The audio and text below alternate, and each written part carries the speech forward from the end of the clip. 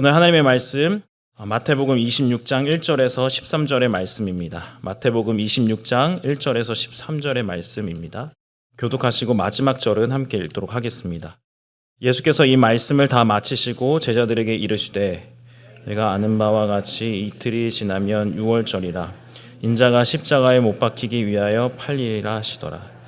그때 대제사장들과 백성의 장로들이 가야바라 하는 대제사장의 관정에 모여 예수를 흉계로 잡아 죽이려고 의논하되 말하기를 밀란이 날까 하노니 명절에는 하지 말자 하더라.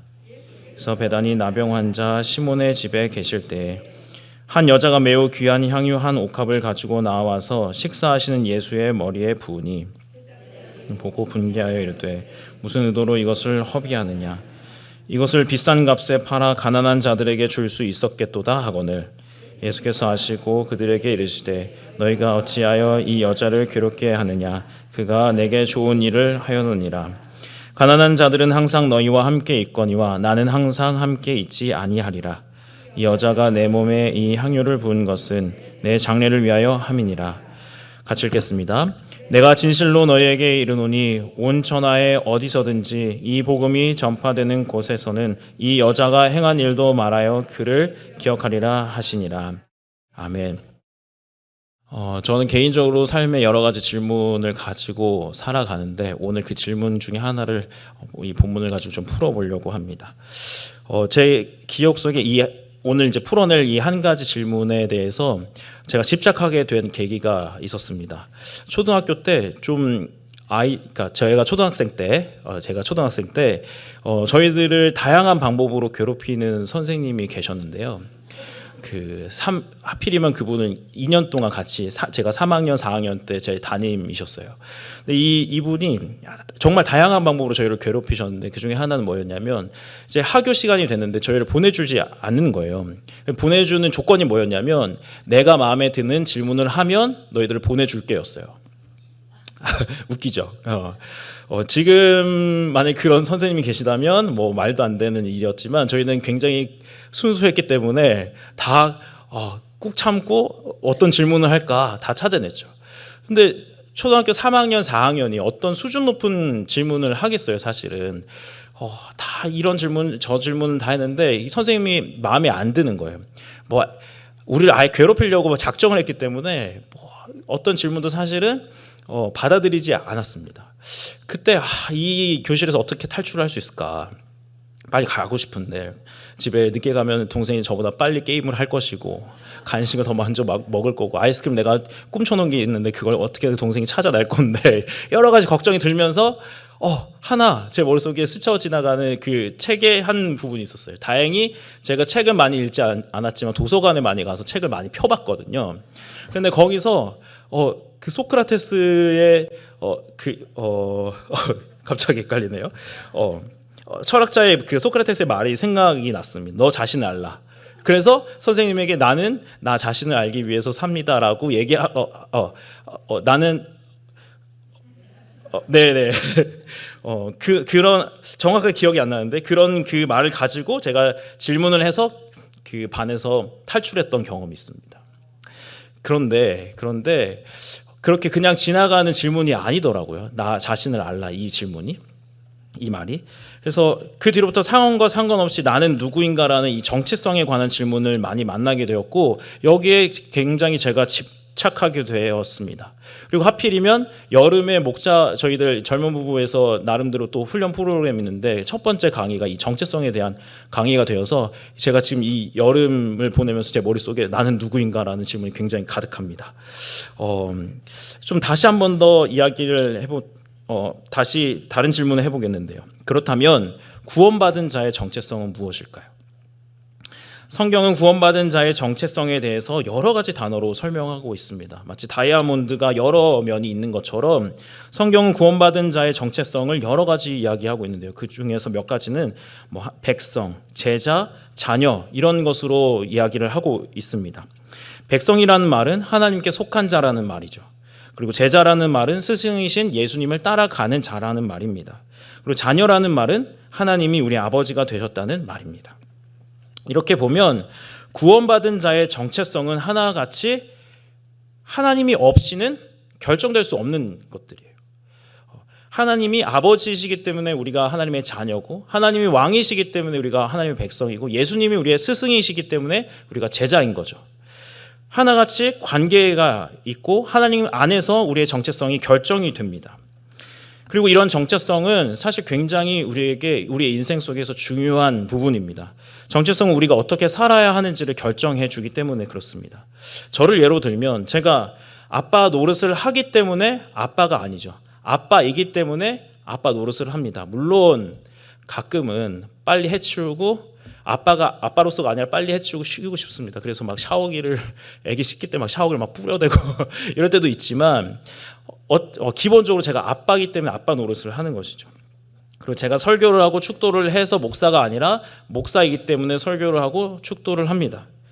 또 사역을 합니다. 그리고 성경을 읽고 기도를 해야 하는 이유도 우리가 구원받은 자이기 때문에 그런 거죠. 정체성이 우리의 행동을 결정합니다. 그만큼 우리가 어떤 정체성을 가지고 사느냐, 이것이 굉장히 중요하다는 겁니다. 이런 점에서 오늘 본문은 우리에게 두 부류의 사람을 대조시키면서 우리의 정체성이 무엇이며 어떻게 살아야 하는지를 말하고 있습니다. 오늘 우리가 함께 읽은 본문은 예수님께서 이 지상의 사역들을 다 마무리하시고 다 마치시고 이제 십자가 사건 하나만을 남겨두셨을 때 일어난 사건입니다. 1절과 2절을 보시면 예수께서 이 말씀을 다 마치시고 제자들에게 이르시되 너희가 아는 바와 같이 이틀이 지나면 유월절이라 인자가 십자가에 못 박히기 위하여 팔리리라 하시더라. 있습니다.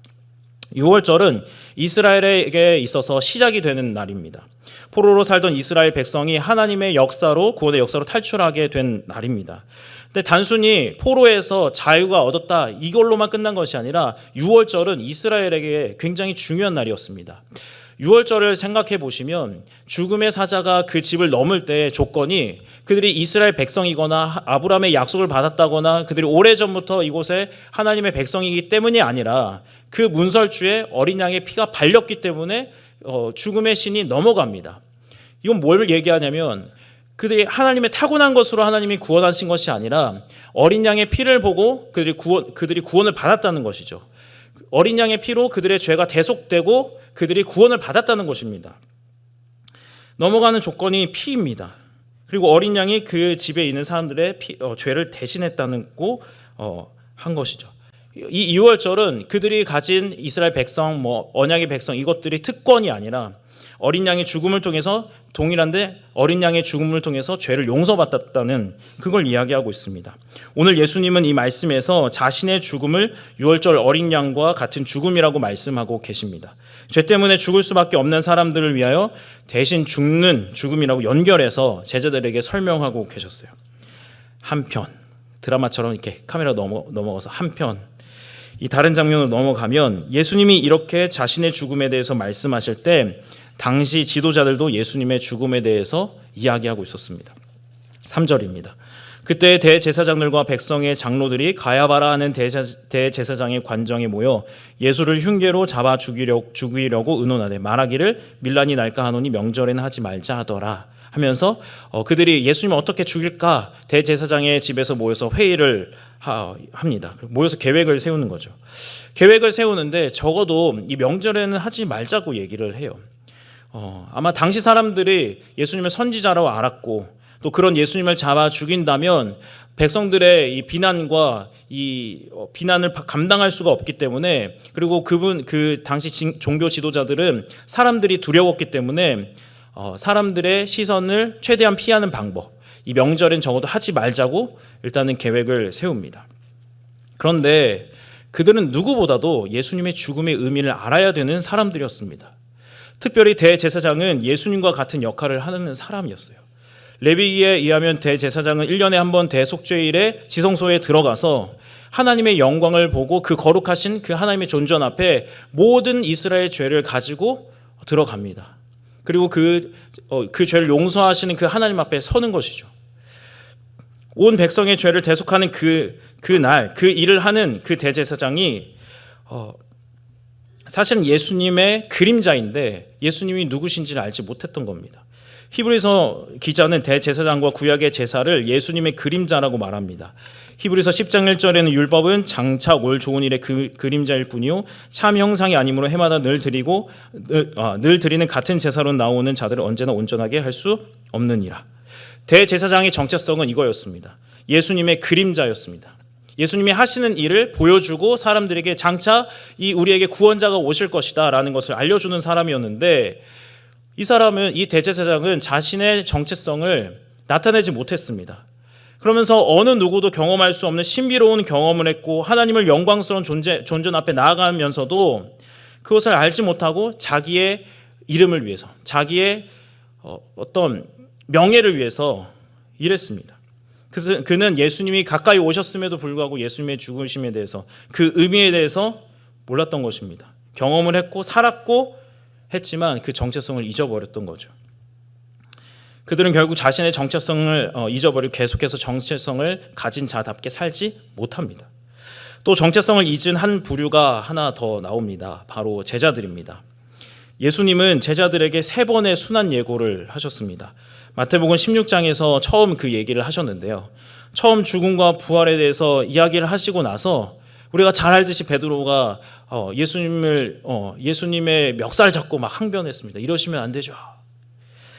그럴 수 없습니다. 제자들도 다 당황하고 걱정했죠.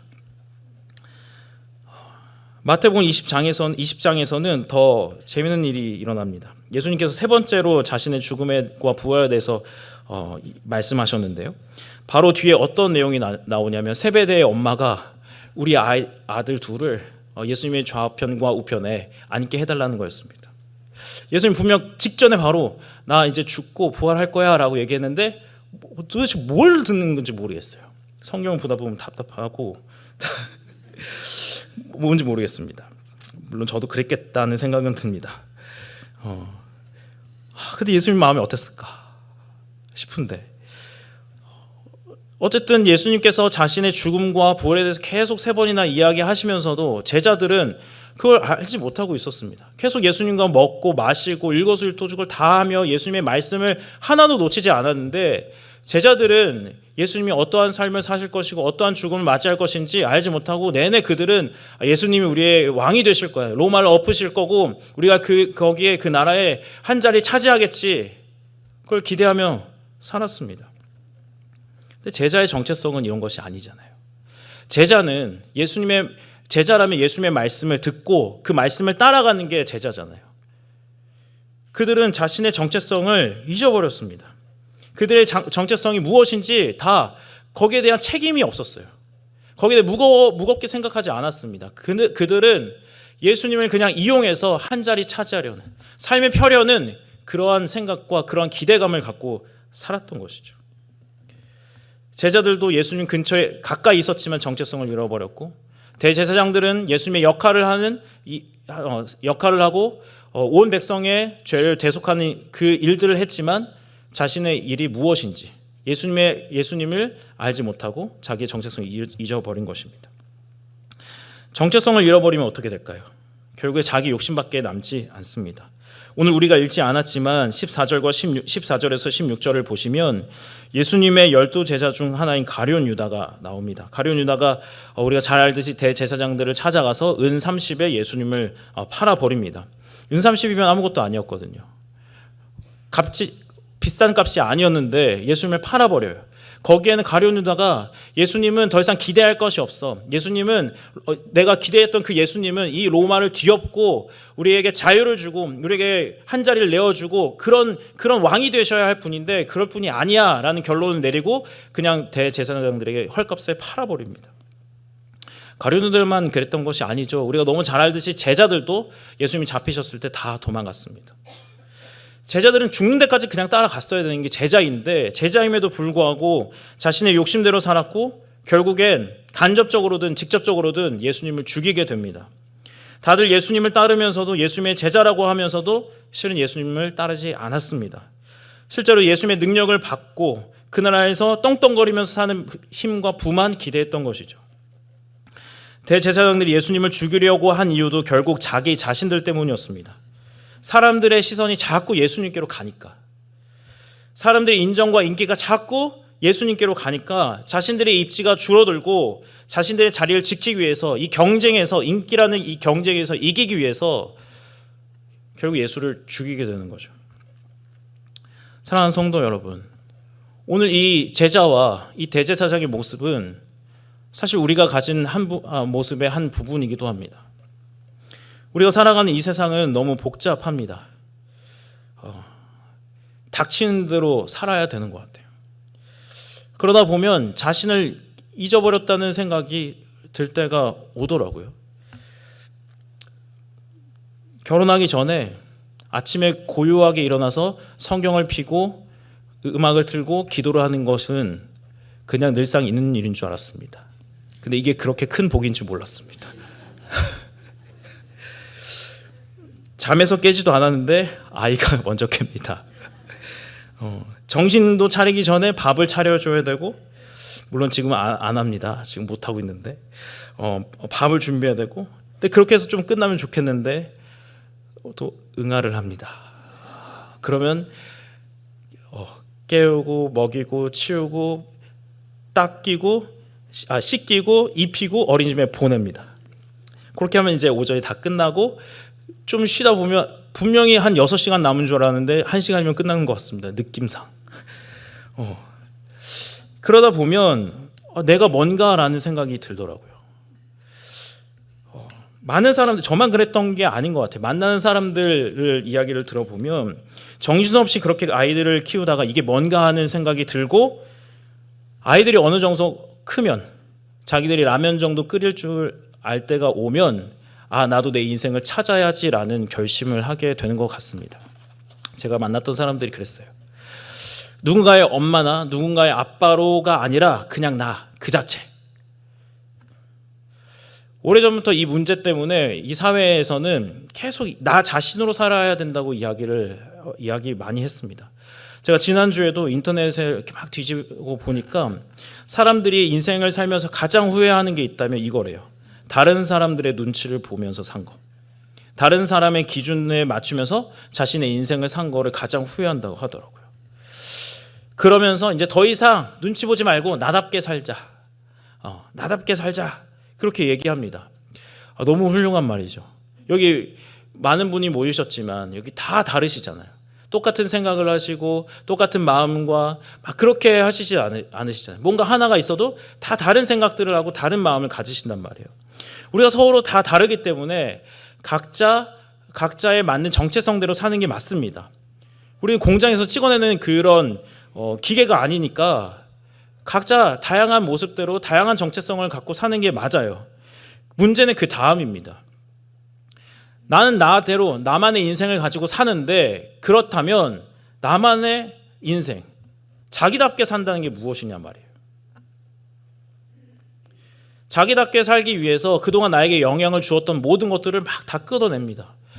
그런 생각 안 하세요? 저는 가끔 한국을 떠나고 싶다라는 생각을 오래전부터 했습니다. 저를 모르는 곳에. 그런데 인터넷이 너무 발달했더라고요. 제가 초등학교 때부터 그 생각을 했는데 또 어디 도망갈 수가 없어요. 뭐 무인도 이런 데가 아닌 이상은. 제가 했던 실수, 빵꾸 낸 거, 뭐 이런 거 좀 기억하지 못하는 사람한테 가가지고 그냥 좀 그 실수를 만회하면서 살고 싶어요. 그런데 뭐 그 다음엔 없더라고요. 우리가 이제까지 쌓은 관계들, 이야기들을 빼놓고 자기 자신만 두고 보면 사실 우리 자신을 설명할 수가 없습니다.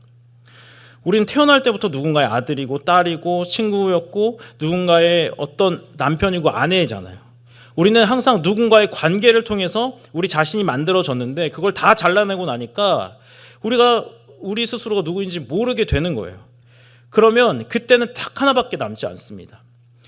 그래도 나는 내 인생 살 거야, 나는 나만의 인생을 살 거야 할 때 딱 하나 남는 건 비교와 경쟁입니다. 저 사람이 나보다 더 가졌네, 난 더 가져야지. 저 사람은 더 좋은 거 끌고 있네, 난 더 좋은 거 끌고 와야지. 조금 더 다른 사람들에게 더 과시하고 더 보여주기 위해서 살아갑니다. 그러면 경쟁이 되죠. 이 경쟁에서 이기려고 결국에 살아갑니다. 오늘 예수님을 죽이려고 했던 당시 지도자들도 마찬가지였습니다. 예수님을 죽이려고 했던 이유도 이 경쟁에서 살아남기 위해서, 이 경쟁의 큰 라이벌로 등장한 이 예수님을 죽이고 자기 자신이 이 경쟁 속에서 살아남기 위해서였죠. 자신의 정체성을 잃어버렸으니까. 왜 살아야 되는지 몰랐으니까. 결국에 이 사회 속에서 힘과 인정을 위해서 살았던 것입니다. 마찬가지로 제자들도 마찬가지입니다. 이 땅 가운데서 뭐가 있냐?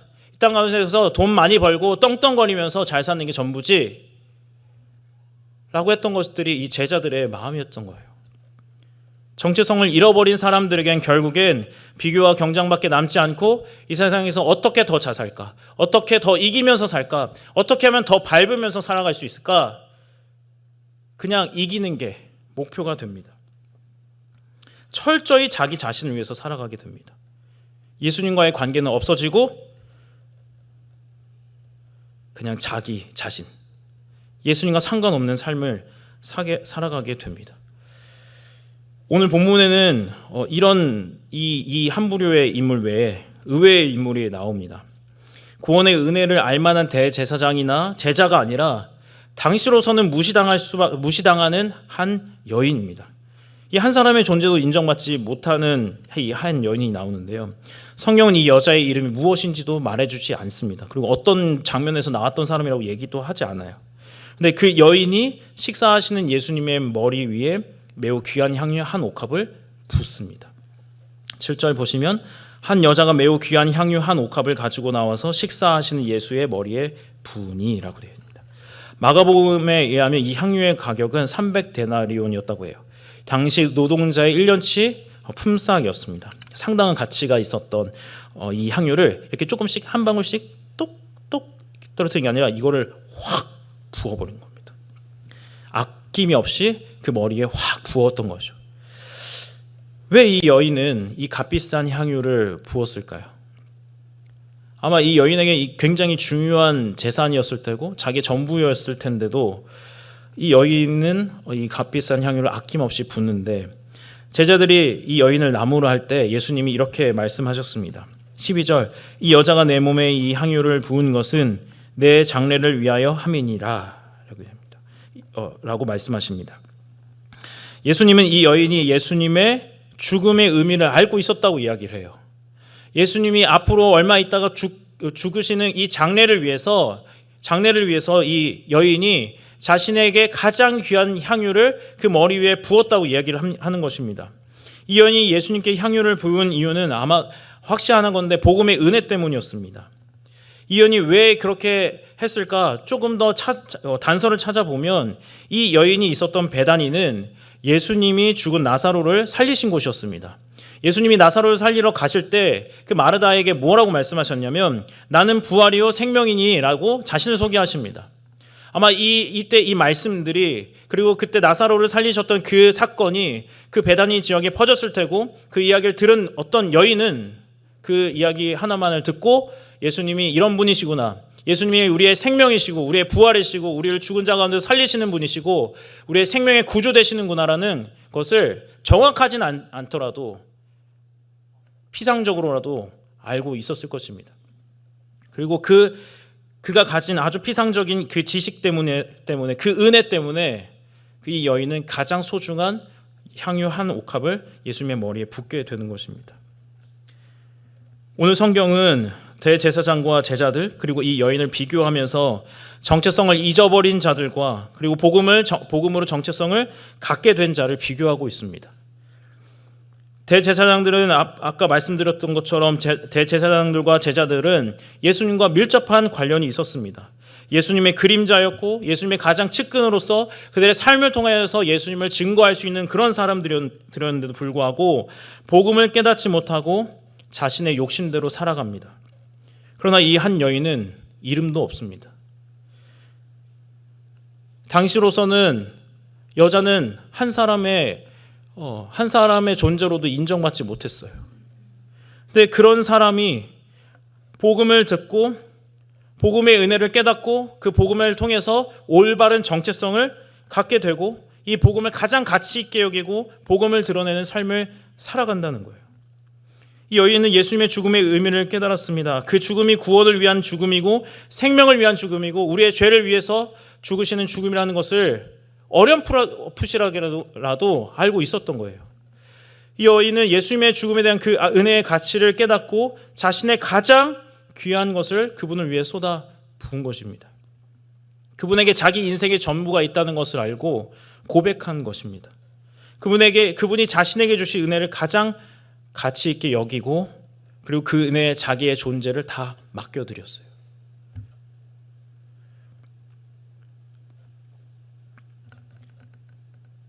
그렇다면 이 여인의 정체성은 무엇일까요?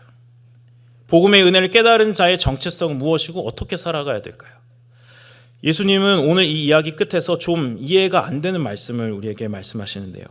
13절을 보시면 내가 진실로 너희에게 이르노니 온 천하에 어디서든지 이 복음이 전파되는 곳에서는 이 여자가 행한 일도 말하여 그를 기억하리라 하시니라 되어 있습니다. 복음이 전파되는 곳마다 이 여자가 행한 일도 말하라고 말씀하세요. 이거 자체도 너무 이해가 안 돼요. 복음이 전하는 곳에 이 여자가 행한 일도 전하래요. 복음만큼 이 여자가 행한 일도 중요하다고 말씀을 하시는 거죠. 이것도 너무 이해가 안 되는데 이 말씀을 잘 보면 더 이상합니다. 이 복음이 전파되는 곳에서는 이 여자가 행한 일도 말하여 이 일을 기억하라 이렇게 말씀하지 않으시고 그를 기억하라고 말씀하세요. 그를 기억하라고 말씀하세요. 이 여자를 기억하라고 말씀하십니다.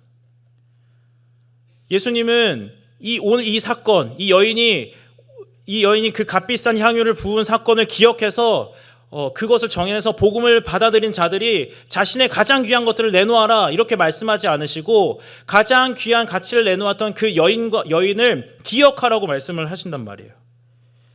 오늘 우리에게 말씀하신 것도 마찬가지입니다. 우리가 복음의 은혜를 경험하고 어떤 정체성을 가지고 살아야 할 것이냐, 오늘 이 말씀을 통해서 말씀하시는 것은 우리가 이 여인과 같은 정체성을 가져야 된다는 것이죠. 오늘 이 말씀을 그대로 옮긴다면 우리는 이 여인이 되어야 합니다.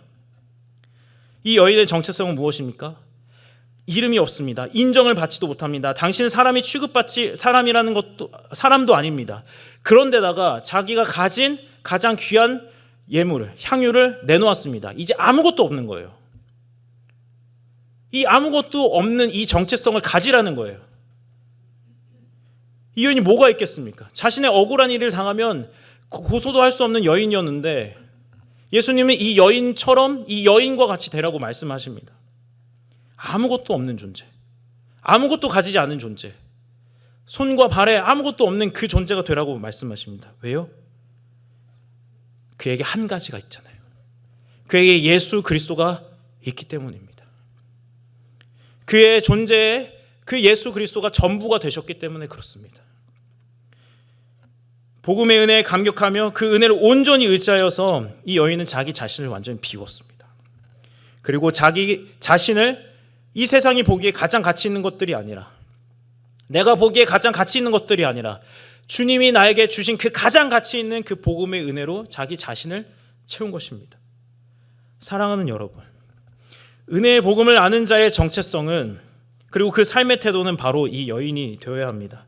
다시 말하면 예수님과 우리의 관계 속에 있습니다. 다른 것은 없어도, 가진 것은 없어도, 아니 최소한 자존심조차 없어도 그 삶에, 우리의 삶에 예수님이 계시면 됩니다. 예수님으로 만족하면 됩니다.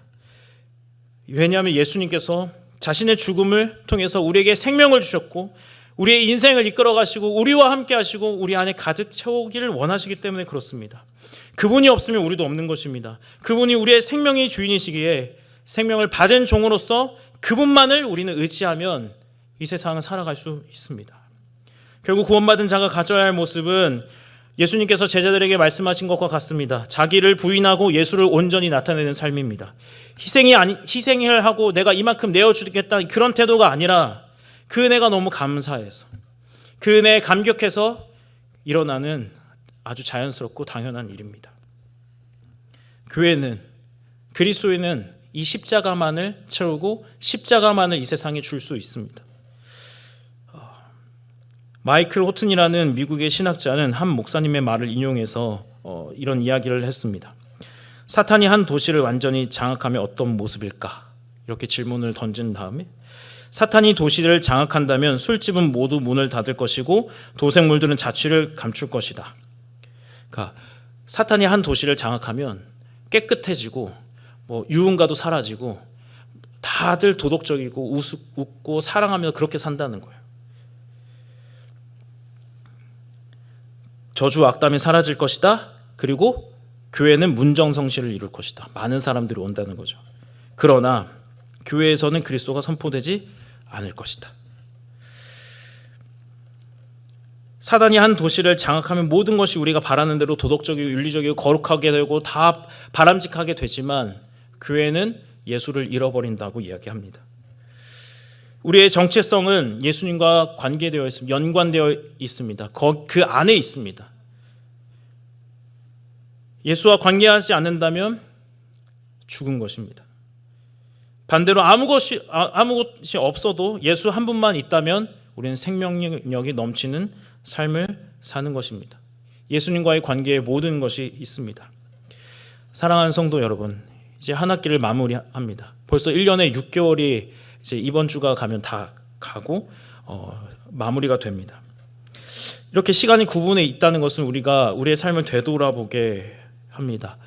무엇으로 우리의 한 학기를 평가할 수 있을까요? 성경의 지식이 쌓인 것, 우리의 사역의 경험치들이 쌓인 것, 하나님께 결심했던 성경, 기도 이런 것들이 잘 되어진 것, 그것도 다 훌륭한 일이고 다 필요한 일이었습니다. 그러나 우리의 한 학기를 평가하는 기준은 단 하나입니다. 한 학기를 평가하는 기준은 이 한 학기에 우리에게 이미 주어진 이 복음의 은혜가, 예수 그리스도가 얼마나 깊어졌느냐는 것입니다. 나를 사랑하시는 그 예수 그리스도의 관계가 얼마나 깊어졌는가, 여기에 우리의 한 학기의 평가가 달려 있습니다. 여기에 어떤 사람의 평가도 필요 없습니다. 내 안에 계신 예수는 점점 커져가야 하고 나는 점점 작아져야 합니다. 결국에 십자가는 십자가밖에 남지 않아야 합니다. 물론 저에게 너는 잘했냐 말씀하시면 전 자신이 없습니다. 그리고 솔직히 이 말씀을 전하지만 저도 이렇게 못할 것 같습니다. 그러나 오늘 이 말씀이 저희에게 말씀하시는 것은 이렇게 한 번에 해내라가 아니라 우리가 점점 그렇게 만들어져 가고 있고 우리가 그렇게 해야 된다는 것을 말씀하고 계신 것입니다. 오늘 말씀과 같이 아무것도 아닌 것 같지만 또 아무 가진 것 없는 것 같지만 예수가 전부였고 예수 때문에 살았고 예수의 생명을 공급받으며 살아갔던 이 여인과 같이 우리의 삶이 예수로 가득 차고 우리의 예수로 넘치고 그 넘치는 예수를 우리 주변의 사람들이 맛보게 돼서 우리를 통해서 복음이 온전히 전파되기를 주님의 이름으로 축원합니다.